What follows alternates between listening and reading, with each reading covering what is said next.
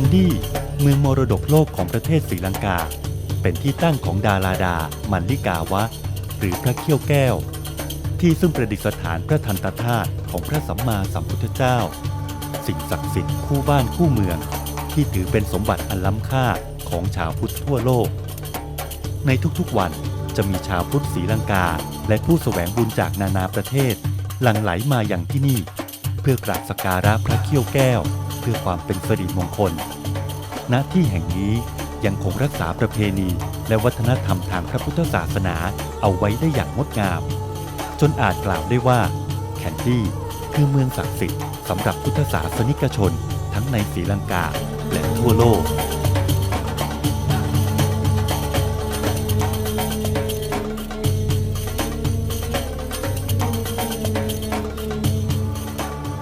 พิธีสถาปนาอุโบสถกลางน้ำพิธีมอบตำแหน่งพุทธศาสนคลีติสีวิสาขาแด่ตัวแทนวัดพระธรรมกายณวัดศรีสันลวนาโพธิวิหารเมืองพอโกล่าแคนดี้ประเทศศรีลังกาวันจันทร์ที่ 12 สิงหาคม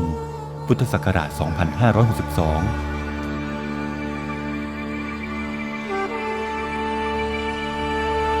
ณ ดินแดนแห่งอารยธรรมทางพระพุทธศาสนานี้ยังคงมนต์ขลังและอบอวลด้วยกลิ่นอายทางวัฒนธรรมอย่างเหนียวแน่นด้วยการส่งเสริมและจัดกิจกรรมทางพระพุทธศาสนาอย่างต่อเนื่องโดยเมื่อวันที่ 12 สิงหาคม พุทธศักราช 2562 คณะสงฆ์ศรีลังกา เนปาล ไทย เมียนมาและบังกลาเทศกว่า 300 รูปพร้อมในขบวนกลองประเพณีกลองมังคละที่สร้างความเบิกบานใจให้แก่ประชาชนและอาคันตุกะจากนานาชาติแสดงออกถึงพลังศรัทธาอันเหนียวแน่นต่อพระพุทธศาสนามุ่งหน้าไปยังวัดศรีสันลวนาโพธิวิหารเข้าสู่พื้นแผ่นดินอันศักดิ์สิทธิ์สถานที่สถาปนาอุโบสถกลางน้ำพิธีกรรมในครั้งนี้จัดขึ้นอย่างยิ่งใหญ่ศักดิ์สิทธิ์และงดงามโดยได้รับความเมตตาอย่างสูงสุดจากสมเด็จพระสังฆราชศรีนิกาย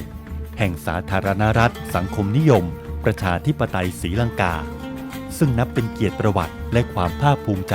ของชาวพุทธเป็นอย่างยิ่งที่สมเด็จพระสังฆราชศรีนิกายแห่งศรีลังกาให้ความเมตตามาเป็นหลักเป็นประธาน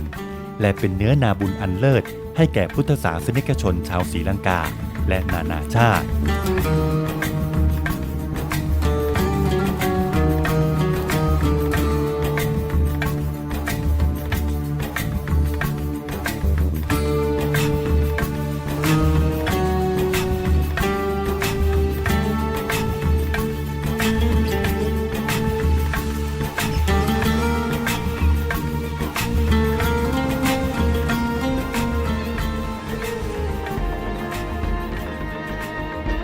พิธีกรรมอันศักดิ์สิทธิ์เริ่มขึ้นเมื่อผู้แทนวัดพระธรรมกายประเทศไทยกัลยาณมิตรลลิพัฒน์เจนจบดูงดงามสง่าภายใต้ชุดมหาลดาปราสาทที่จำลองมาจากเครื่องประดับอันทรงค่าของมหาอุบาสิกาวิสาขาได้ก้าวเข้าสู่ศูนย์กลางพิธีเป็นตัวแทนประกอบพิธีเปิดป้ายศิลาจารึกพระครูบาชัยบูรณ์ธรรมชโยผู้ร่วมสร้างอุโบสถกลางน้ำท่ามกลางเสียงสวดเจริญพระพุทธมนต์จากนั้นได้รับความเมตตาจากหลวงพ่อบดันตะทูติวาระเจ้าอาวาสวัดฉุยจีนใต้มาจี้เมืองมันดาเลย์ประเทศเมียนมาร่วมพรมน้ำพระพุทธมนต์เพื่อความเป็นสิริมงคล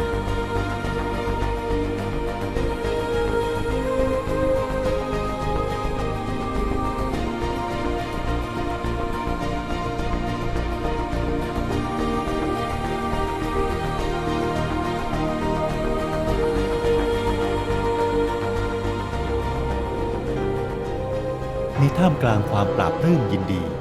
พระยาติราวานะศิลานันทเถระเจ้าอาวาสวัดศรีสันลวนาโพธิวิหารได้กล่าวถึงวัตถุประสงค์ของการจัดงานซึ่งเป็นไปเพื่อการยอยกพระพุทธศาสนาให้งดงามและสูงส่งให้เป็นที่ประจักษ์สู่สายตานานาอารยประเทศโดยมีสมเด็จพระสังฆราชศรีนิกายแห่งศรีลังกาอันได้แก่สยามนิกายฝ่ายอัสสิกิริยาฝ่ายโคเทอมราปุระนิกายและรามัญญนิกาย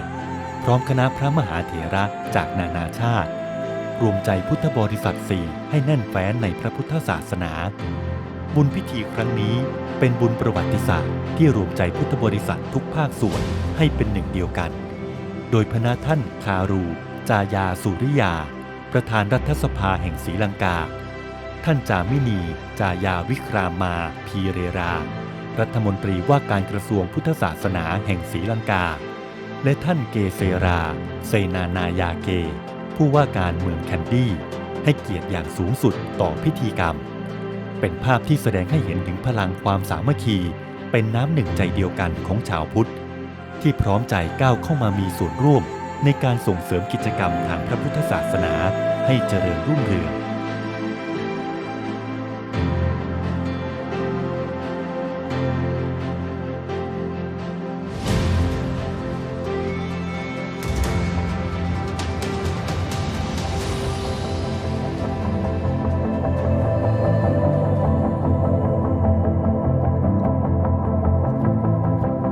ในช่วงเวลาอันเป็นอุดมมงคลนี้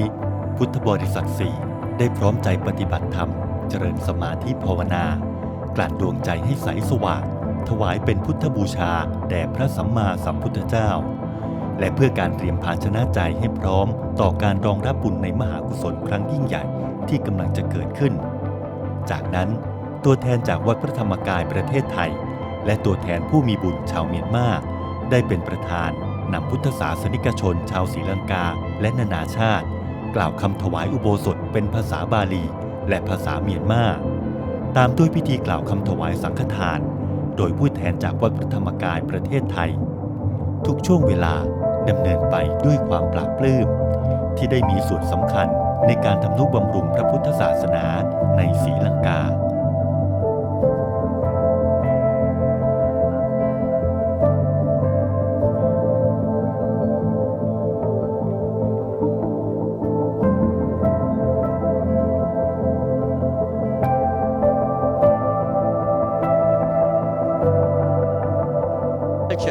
today and they donated so much money to development of the Theravada Buddhism and the same time the peace in the world. So I think this is from our part, we are not only as Kandyan but as Sri Lankans, we think that this is a great event. This what you have started today will be a very good endeavor in the near future. People are thirsty. The developed countries need that. So we have to work together and develop Buddhism to the message to give to the world. And because it is a great occasion, the Thailand and Myanmar for peace, prosperity and Buddhism. So these donations, our Lord Buddha taught us what help the people. So our culture, our tradition in Sri Lanka based on the religion of Buddhism. So it is that when a person comes and say, I am very happy to have been able to participate in today's enthusiasm shown by the Buddhist delegation from Myanmar on the part of your delegation has impressed us quite a lot. I have always maintained that our two countries should work together for the propagation of Theravada Buddhism. And Buddhism has become more or less more than a religion. It is a philosophy. So therefore, very eminent scientists have said that Buddhism will be the philosophy that will be sold by the world population. And I think I always feel that this type of cultural exchanges bring the two countries together because we have so much of affection to your country. On behalf of the government of Sri Lanka, I would like to take this opportunity to convey our appreciation and grateful thanks to the chief priest of Dhamma Ayaga temple because I am sure this type of donation would bring us together. We are warmly welcome all of you, and I want to say the Thailand people and Sri Lankans, we have a very good relationship. This time it's strongly have to good opportunities to Sri Lanka to develop our country and develop the Buddhism and we warmly thank you for all the Thailand people. Thank you very much.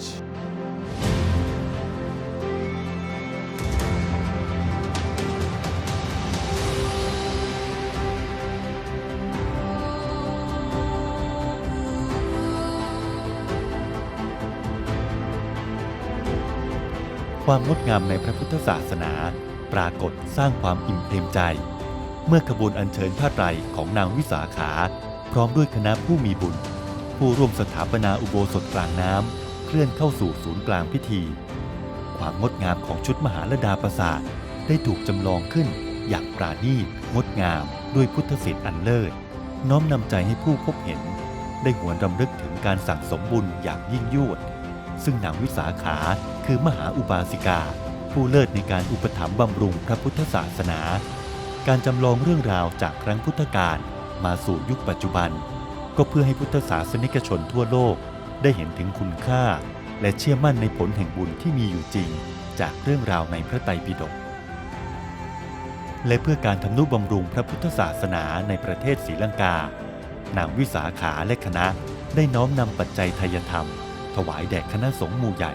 เพื่อร่วมบุญสร้างอุโบสถกลางน้ำโดยมีสมเด็จพระสังฆราชเป็นประธาน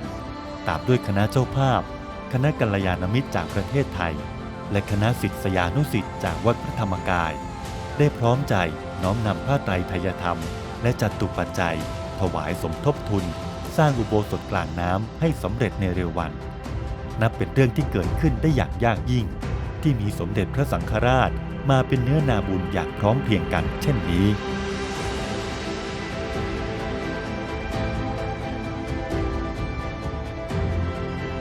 จากนั้นเป็นพิธีมอบตำแหน่งพุทธศาสนครีติศรีวิสาขาจัดขึ้นโดยคณะพระสังฆราชสีนิกายและคณะรัฐบาลแห่งศรีลังกาเพื่อแสดงออกถึงความซาบซึ้งต่อความทุ่มเทเสียสละของพุทธบริษัทสี่ที่มุ่งมั่นทำนุบำรุงพระพุทธศาสนาทั้งในศรีลังกาและนานาชาติ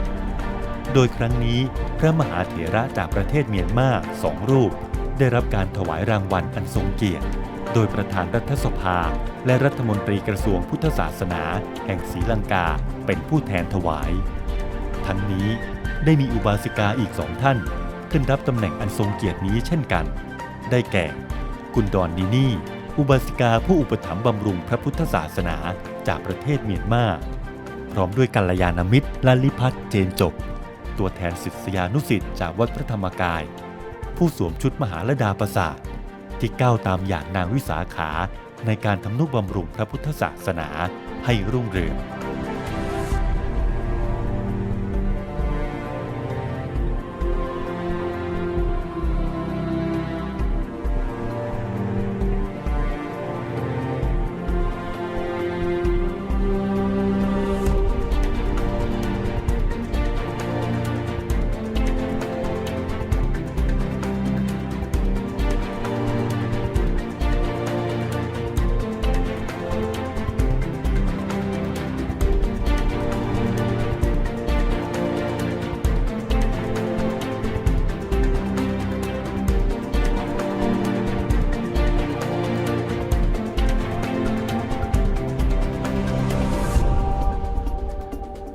ဒီနေ့ကတော့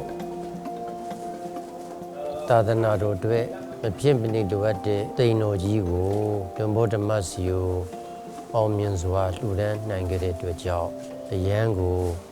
ပီတိဖြစ်ရတဲ့ပွဲဖြစ်ပါတယ်။နောက်ကြီးမားတဲ့ကုသိုလ်ပွဲကြီးလည်းပဲဖြစ်တဲ့အတွက်ကြောင့်တမ္မာဒီဝနမျက်နှာကောင်းတို့ကလည်းပဲကောင်းကြီးနုမောတာရုခေါ်တဲ့အနေနဲ့လည်းပဲမိုးလေးအေးလေးတဲ့မှာအေးစစ်စစ်နဲ့စစ်စစ်ကကနဲ့အောင်မြင်စွာကျင့်ပနိုင်ခဲ့တာအမြဲတမ်းကိုပြောစရာကောင်းပါတယ်။ဒါကြောင့်ဓမ္မဓမ္မစီယိုကိုလည်းပဲအကျဉ်းချင်းခါကမေတ္တာပို့တာပါတယ်ဆက်လက်ပြီးတော့ကဘာနဲ့သာသနာပြုနေပါစေဒီထိုင်းဖွဲ့ကနေပြီးတော့အခမ်းအနားကိုကြီးရအခမ်းအနားနိုင်ငံတော်ခမ်းအနားနဲ့တူလှုပ်ဆောင်သွားတော့ဘုန်းကြီးတွေ့ရပါတယ်ဘာသာသာသနာရေးမှာဒီထိုင်းနိုင်ငံကဗုဒ္ဓဘာသာနဲ့ဆရာတော်အမတ်တန်ကိုမှအားရစရာကောင်းပါတယ်တကယ်သာသနာအားရစရာကောင်းပါတယ်ယခုလိုဘုန်းကြီးတို့ကိုပံ့ပိုးတာလည်းပဲဒီအခုဓမ္မကာယအဖွဲ့ဖြစ်ပါတယ်အမတ်တန်မှအခမ်းအနားတွေအစားလိုလေးသိမရှိအောင်အခမ်းအနားမှာအကုန်လုံးပြည့်စုံလုံနိုင်ဆုံးရှိတယ်လို့ဘုန်းကြီးတို့စိတ်ထဲမှာယုံကြည်မိပါတယ်တမယောစာနကိုတဝိတရိုင်မတနာတကောတ ඒකෙදි ප්‍රධාන වශයෙන්ම විනය ආරක්ෂා වෙන්නේ කෙසේද කොහොමද විනය ආරක්ෂා කරගත යුතු කෙසේද කියන එකයි සාකච්ඡා වුණේ. ඒක තමයි අවසාන වශයෙන් මේ හැම සාකච්ඡාවකම කතාවකම දකින්න ලැබෙන්නේ. ඒක හොඳයි. විසාකා මේ ශාසනයේ විශිෂ්ට චරිතයක්. ඒ චරිතය පෙන්눔 කළේ ශාසන ඉතිහාසයේ ඊටාම විශිෂ්ට චරිතයක් වශයෙන්. ඉතින් ඒක අදටත් ශාසනයේ පැවැත්ම සඳහා ඊටාමත්ම පැමිණිලා සිද්ධ කරපු උදාර පුණ්‍ය කර්මයේ පිළිබඳව වචන දෙක තුනක් සඳහන් කිරීමටයි බලාපොරොත්තු වන්නේ. ශ්‍රී ලංකාවේ ත්‍රිනිකායික මහා නායක ස්වාමීන් වහන්සේලා ප්‍රමුඛ ගෞරවනීය මහා සංඝ රත්නයේ අතිවිශාල ප්‍රමාණයක් මේ උත්සවයේ සඳහා සහභාගී වුණා. ඒ වගේම තායිලන්තයේ මෙන්ම ශ්‍රී ලංකාවේ බෞද්ධ ජනතාවද විශාල වශයෙන් මේ උත්සවයට සහභාගී වුණා. අද සිදුවන මේ උත්සවය පිළිබඳව ප්‍රකාශ කරනවා නම් our Sri Lankan people very happy because Wat Dhammakaya temple, Lompo and Lompi visit and devotees, all the Venerable Maha Sangha and other guests visit in our temple. Foundation ceremony of Udakukkepa Sima Malaka. Future also in open ceremony. We are this Sima finished. Maybe next year we try to 2000 monk ordination. That time we invite for the Dhammakaya foundation ceremony and Lompo, most venerable Lompo Dhammachari Mahanayaka Thero. He is very great, wonderful monk for the whole world. We are blessing our Sri Lankan monk, blessing for that Lompo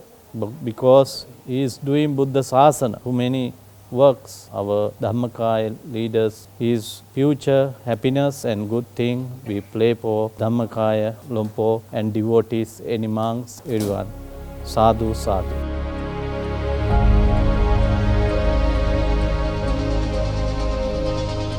การสถาปนาอุโบสถกลางน้ำขึ้นบนผืนแผ่นดินแห่งนี้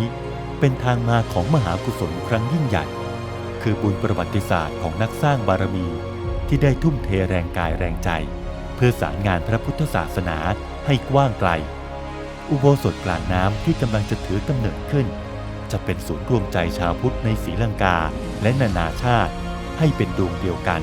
ดุจดวงตะวันที่มีดวงเดียวเพื่อการสืบทอดอายุพระพุทธศาสนาเผยแผ่พุทธธรรมอันล้ำค่าไปสู่นานาอารยประเทศอย่างยั่งยืนสืบไป